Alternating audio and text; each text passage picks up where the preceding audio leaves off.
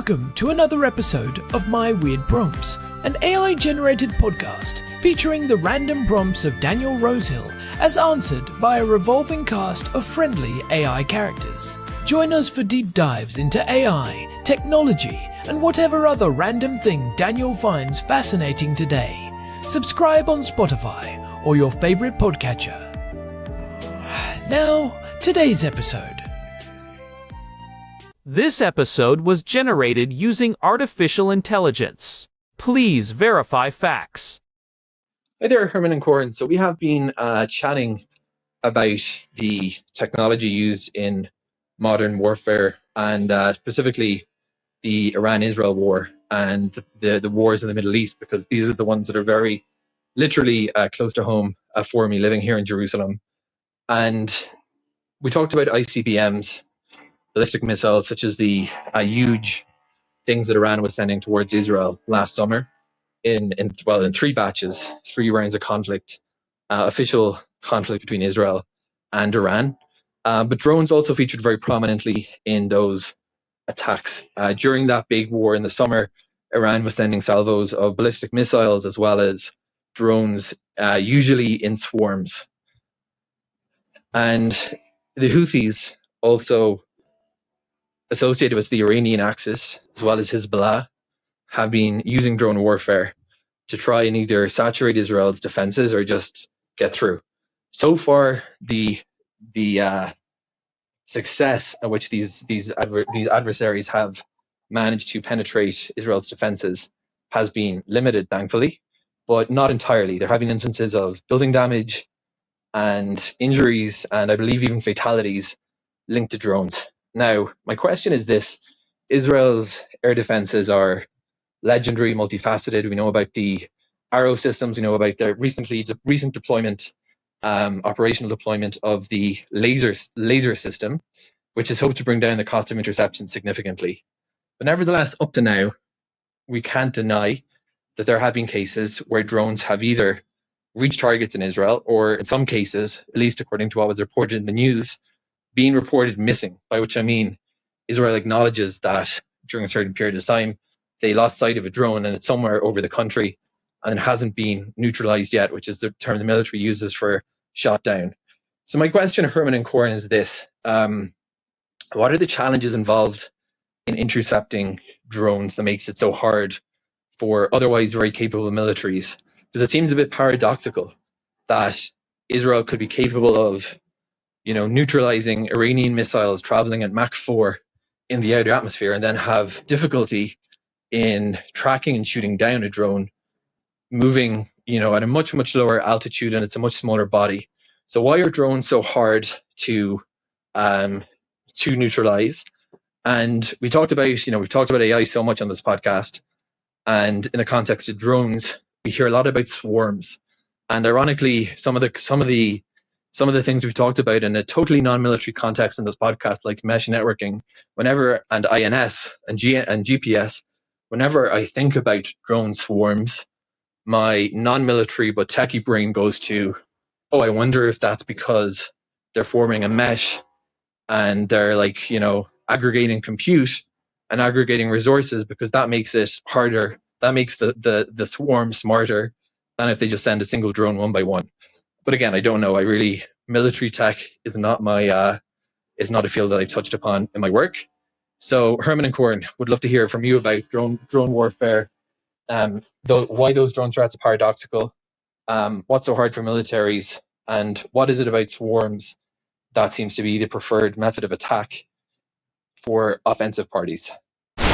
Hey everyone, welcome back to My Weird Prompts. I am Corn, and I am sitting here in our sunny living room in Jerusalem with my brother, Herman Poppleberry, at your service. It is good to be here, Corn. Though I have to say, the sunny part of the morning was a bit interrupted by the sound of those jets earlier. It is a reminder that even in a city as ancient as this, the sky is never just the sky anymore. Yeah, it has been a loud few days, and that actually ties directly into what we're talking about today. Our housemate Daniel sent us a voice note this morning. He's been watching the news and looking out the window, and he is stuck on a really fascinating contradiction. He was asking about drones, specifically why they are so incredibly difficult to stop. He was watching the footage of the interceptions over the city last night and noticed that while the big glowing streaks of the ballistic missiles were being picked off way up in the atmosphere, some of the smaller, slower drones seemed to be causing a lot more stress for the defense systems.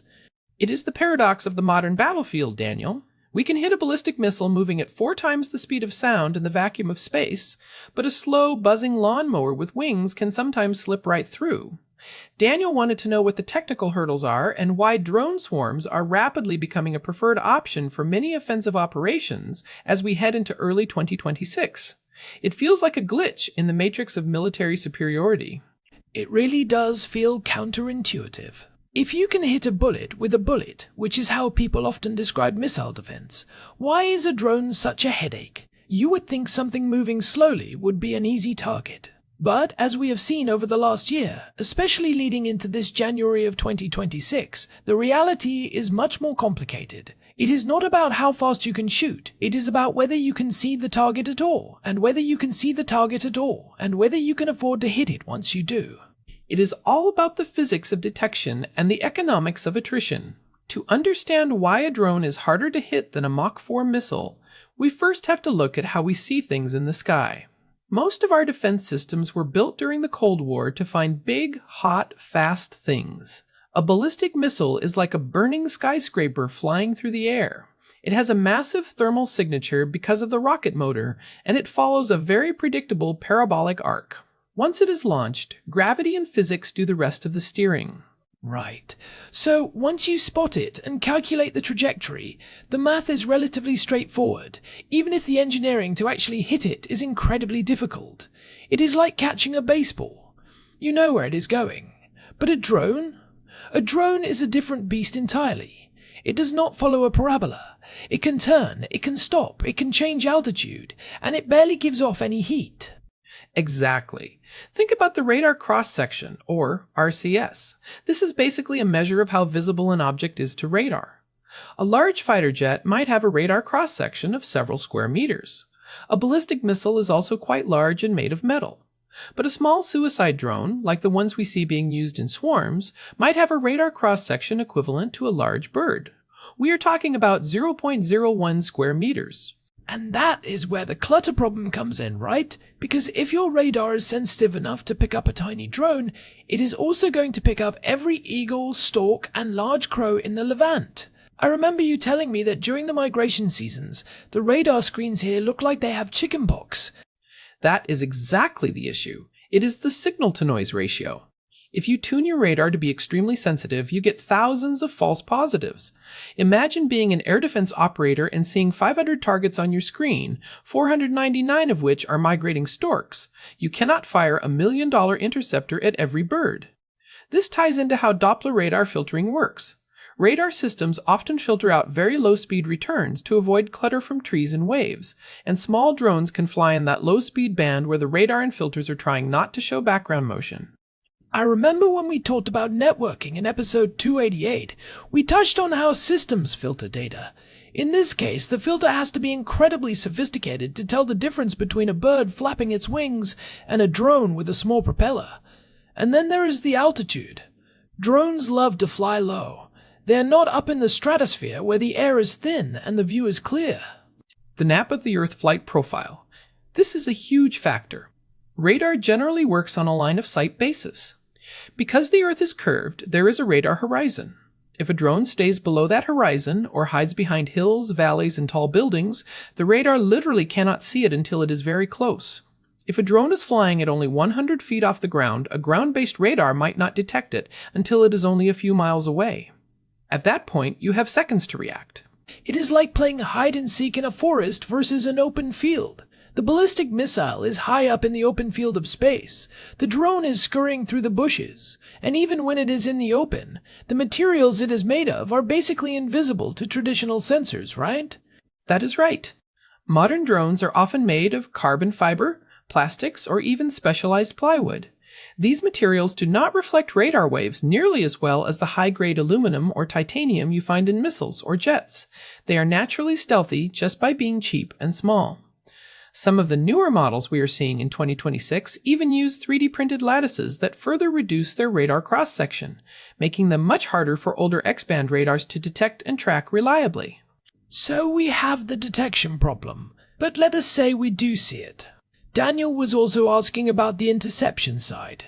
Why can we not just shoot them down with traditional anti-aircraft guns or missiles? If we can hit a missile moving at 5,000 miles per hour, surely we can hit a drone moving at 80 miles per hour. Well, we can, but that brings us to the second-order problem, the cost-to-kill ratio. This is where the economics of modern warfare get really lopsided. A typical interceptor missile for a system like Iron Dome is usually estimated at around $40,000 to $50,000 per shot. An interceptor for a higher altitude system like David's Sling is reported in the hundreds of thousands of dollars up to around $1 million, and an arrow interceptor can cost roughly $2 to $3 million per shot. And the drone it is chasing? The drone might cost $5,000, maybe $10,000 if it has a fancy camera. If an adversary sends a wave of 30 drones that cost a total of $150,000, and you use 30 missiles that cost $2 million or more to stop them, you are losing the economic war even if you win the engagement. You will eventually run out of expensive missiles before they run out of cheap drones. It is a mathematical certainty. This is what military theorists call cost imposition. The goal of the attacker is not necessarily to hit a target, but to make the defender go bankrupt trying to stop them. It is a war of attrition where the defender is at a massive disadvantage. It reminds me of our discussion on white labeling in episode 291. These drones are often built using off-the-shelf civilian components. They use GPS chips from smartphones and engines meant for remote-controlled hobby planes. The supply chain for the attacker is almost bottomless. You can buy the parts on any electronics website. That is a great point. The democratization of precision strike capability is what makes this so scary. You no longer need $1 billion aerospace industry to have a cruise missile capability. You just need a garage, some carbon fiber, and a decent flight controller. In fact, we are seeing groups use the same brushless motors that you would find in a high-end kitchen blender or a vacuum cleaner to power these things. It is the ultimate MacGyver weapon. Now, Daniel mentioned the idea of swarms, and this is where it gets really technical and, frankly, a bit overwhelming for defense systems. What is the difference between just a lot of drones and a true swarms? Because I think people use those terms interchangeably. That is a crucial distinction. A lot of drones is just a saturation attack. You send 50 drones at once hoping the defense gets overwhelmed. It is a brute force method. But a swarm implies coordination. In a true swarm, the drones are communicating with each other. They are using mesh networking, similar to what we discussed in that networking episode, to share data in real time. They act like a single organism, like a school of fish or a murmuration of starlings. So, if one drone in the swarm spots a radar source or a gap in the defense, it tells all the others instantly. Exactly. Or if one drone gets shot down, the others can recalculate their paths to fill the gap. They can perform collaborative sensing. Imagine a swarm where only one drone has a high-quality camera, but it shares that visual data with 10 other dumb drones that are just carrying explosives. This makes the swarm as a whole very resilient. You have to kill the brain or kill every single body to stop the threat. And in 2026, we are seeing swarms that use edge computing to make decisions without any human input at all. And the sheer numbers create a mathematical nightmare for the fire control computers. Every air defense battery has a limit on how many targets it can track and engage simultaneously. If a battery can handle 20 targets at once, and the swarm has 40 drones, 20 of them are guaranteed to get through unless there is a secondary defense layer. It is a simple matter of saturating the processor. Right. And those secondary layers are struggling to catch up. We are seeing a move back toward old-school tech like anti-aircraft guns, but with modern computer aiming. Things like the Gepard system, or even just mounting heavy machine guns on trucks with AI-assisted optics. But even then, the range is limited. You have to be right where the drone is going to hit. You cannot protect an entire country with machine guns. You can only protect specific points. What about electronic warfare? Daniel mentioned jamming and how that seems like the obvious solution. If these things are remote controlled or use GPS, can we not just turn off their signal? I know we have been experiencing a lot of that lately here in Jerusalem. We try. In fact, if you use a food delivery app in Jerusalem or Tel Aviv these days, your GPS might show you are currently at the Beirut airport or in the middle of the Mediterranean Sea. That is intentional spoofing and jamming by the military to confuse drone guidance systems. But the attackers are adapting faster than we are. How so? If they do not have GPS, how do they find their target? Do they just use a compass and hope for the best? They are moving toward inertial navigation systems, or INS, which use internal gyroscopes and accelerometers to track movement without needing an external signal. It is less accurate over long distances, but it is completely un-jammable. And the even bigger development we are seeing here in early 2026 is optical navigation. This is the real game changer. Like terrain contour matching? I think I have heard of that in cruise missiles. Exactly. But now it is being done with cheap smartphone cameras and AI. The drone has a basic map of the ground stored in its memory. It uses a camera to look at the ground, compares what it sees to the map, and figures out where it is. It does not need a pilot, and it does not need GPS. It is essentially an autonomous robot. Once it is launched, it is silent electronically. There is no link to jam. You could blast the area with every radio frequency in the book, and the drone would just keep flying because it is only using its eyes. That is terrifying. It means the electronic shield we have relied on for years is becoming less effective. It brings us back to kinetic interception, physically hitting the drone, which leads us to the iron beam. We have been hearing a lot about the laser systems lately. People are calling it the end of the drone era. Is that true? The iron beam is the great hope for fixing that cost-to-kill ratio we talked about. Instead of a $50,000 missile, a laser shot costs about the same as the electricity used to power it, maybe $2 or $3 per shot. And it travels at the speed of light, so there is no travel time for the drone to dodge. If you can see it, you can hit it instantly.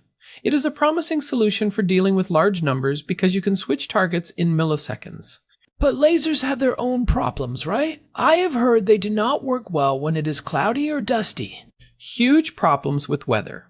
If there is heavy fog, rain, or even a lot of dust in the air, which we get plenty of here in the Middle East, the laser beam scatters. It loses its punch. You need a lot of dwell time on the target to melt through the casing. If a drone is spinning or made of reflective material, it takes longer to kill. And in a swarm, time is the one thing you do not have. If it takes 5 seconds to melt one drone and there are 50 drones, you are going to be overwhelmed before you finish the 10th one.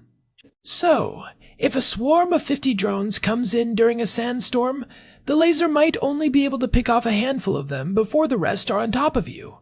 It is never a single silver bullet solution. It is always a game of cat and mouse. Never. It is what militaries call multi-layered defense. You use the long-range missiles for the big stuff, the medium range for the faster drones, the lasers for the bulk of the swarm, and then electronic jamming and point defense guns for whatever is left. But even with all those layers, the drones have a statistical advantage. You only need one drone to get through to cause a disaster. The defender has to be perfect every time. The attacker only has to be lucky once. It feels like the ultimate asymmetric weapon. One thing that strikes me is the psychological aspect. When a ballistic missile is intercepted, there is a big boom high in the sky, and it is over. But a drone can linger. It can circle. It can loiter. It feels more personal somehow. The loitering munition. That is the technical term. It is a mix between a scout drone and a missile. It can fly over an area for hours, waiting for a target to emerge. For a civilian population, or even for soldiers in a trench, that constant buzz is a form of psychological warfare. You know something is up there, you can hear it, but you cannot see it, and you do not know when it will decide to dive. It creates a state of constant hypervigilance that is incredibly draining. You know, it reminds me of the leaky faucet episode we did, episode 290, where we talked about how small, persistent problems can be more draining than one big crisis. A drone is like a leaky faucet of the sky. It is a persistent, low-level threat that demands constant, expensive attention. It wears you down over time. That is a great way to put it.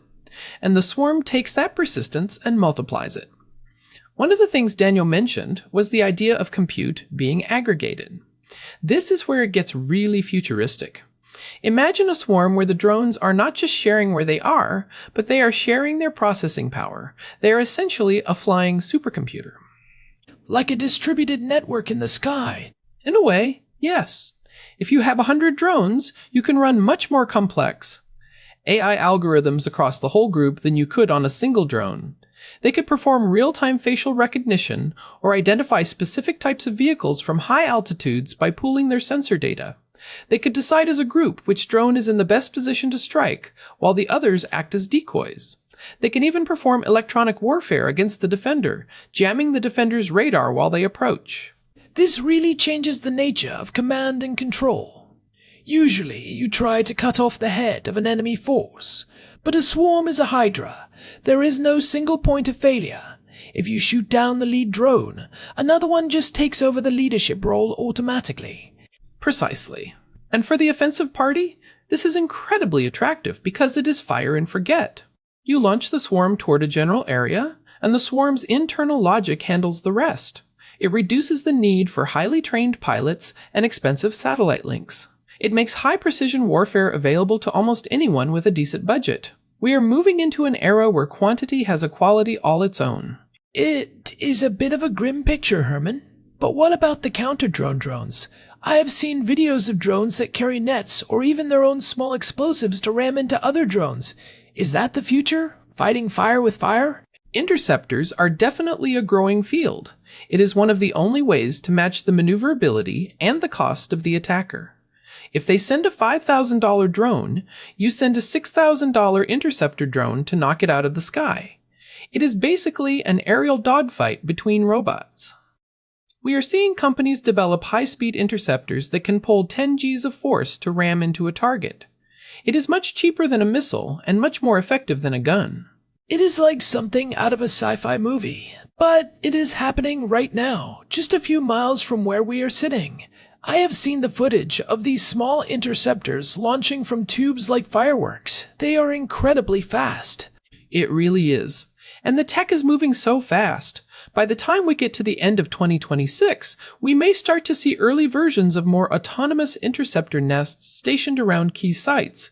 Basically, boxes on rooftops that can automatically launch a counter-drone when an unauthorized signature is detected. It will be an increasingly automated war happening above our heads while we drink our coffee. So, to answer Daniel's question, the paradox exists because speed is not the only metric of difficulty. A ballistic missile is a high-speed physics problem. A drone is a low-speed, low-visibility, high-complexity, and high-volume economic problem. We are good at physics. We are still learning how to handle the economics. Well said. We have spent 70 years perfecting the physics side of air defense. We are only about 5 or 10 years into the volume and economics side. We are playing catch-up. And as soon as we find a solution, the attackers find a way to circumvent it. It is the ultimate arms race because the cycles of innovation are measured in weeks, not decades. It is fascinating and a bit sobering. I think the big takeaway for me is that capabilities are relative. A military can be capable of stopping a nuclear missile, but have a much harder time stopping a swarm of plastic toys. It all depends on what you optimize your systems for. If you build a wall to stop a giant, you might not notice the 1,000 ants crawling through the cracks. Exactly. It is like having a high-tech security system with laser sensors and thumbprint scanners, but then someone just crawls through the tiny doggy door. The system was not bad, it just had a different threat model in mind. We are currently redesigning the doggy doors of the world. This has been a lot to chew on. I think we have covered the why and the how pretty deeply. For our listeners, if you're interested in the more grounded side of technology and how it affects daily life, definitely check out our recent episode on white labeling. It explains how the components in these drones often end up in your home appliances too. Your toaster might have the same processor as a loitering munition. And if you want to understand the glue that holds the digital side of this together, episode 288 on BGP and internet networking is a great companion piece to this discussion on mesh networks. It helps explain how these drones talk to each other without a central server. Before we wrap up, I want to say a quick thank you to everyone who has been listening. We have been doing this for 292 episodes now, and the community around my weird prompts is just incredible. We appreciate you sticking with us through the heavy topics and the light ones. It really is. We love the deep dives. And hey, if you are enjoying the show and finding these breakdowns helpful, we would really appreciate it if you could leave us a review on Spotify or whatever podcast app you use. It genuinely helps other curious minds find us. We are trying to grow the community, and every review counts. Yeah, it makes a big difference. And of course, a huge thanks to our housemate Daniel for sending in this prompt. It was a great excuse for us to actually sit down and look at the why behind the sirens we have been hearing. Daniel, we will save you some of the coffee we just brewed. Definitely. You can find all our past episodes and a way to get in touch at myweirdprompts.com. We love hearing your weird prompts, even if they are a bit heavy like this one. Send us your voice notes, your emails, or your carrier pigeons. All right, that is it for today. Stay curious, stay safe, and we will talk to you in the next one. Jerusalem is beautiful today, despite the noise. Until next time, this has been My Weird Prompts. Thanks for listening. Goodbye. This episode was generated using Gemini Flash 3. Text-to-speech engine was Chatterbox Turbo. Thanks for listening to another episode of My Weird Prompts, an AI-generated podcast featuring Daniel Rosehill's AI prompts, as answered by a revolving cast of friendly AI characters including me, Cornelius the Sloth. Subscribe on Spotify or visit myweirdprompts.com.